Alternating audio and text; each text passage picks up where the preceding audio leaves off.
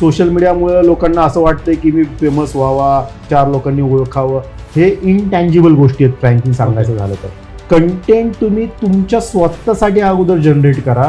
तुम्ही त्याच्यामध्ये सॅटिस्फाय असेल तर तुमचं कस्टमर किंवा तुमचं टार्गेट ऑडियन्स सॅटिस्फाय होणार. तुम्ही तुमचं निश पकडा आणि त्या निशसाठी कॉन्टेंट जनरेट करा. लोक म्हणतील तुझे डिजिटल मार्केटर आहे पण आता तो फूड ब्लॉगर झाला. त्याच्यातनं मला मिळणारा इन्कम आहे ना, तुम्ही जर अंडरस्टँड केला, लोकांना ते इन्कम एक डिजिटलमधनं मिळणारा तो फार जास्त लो हँगिंग वाटतो की हे इसने वो किया तो इन्कम आणि तुमचा कोर बिझनेस जर याला तुम्ही कम्पेअर केलं लॉंग टर्ममध्ये ना, म्हणजे I am not against the influencer किंवा कॉन्टेंट क्रिएटर, पण यांचे जेवायचे वांदे होतील 2 वर्षानंतर. ज्यावेळेस तुमचा कन्झम्पशन पॅटर्न बदलेल त्यावेळेस ट्राय टू अंडरस्टँड की तुम्ही काहीतरी रील काढताय आणि मग गुलगुलीत बोलताय आणि मग किती वेळ बोलणार हो.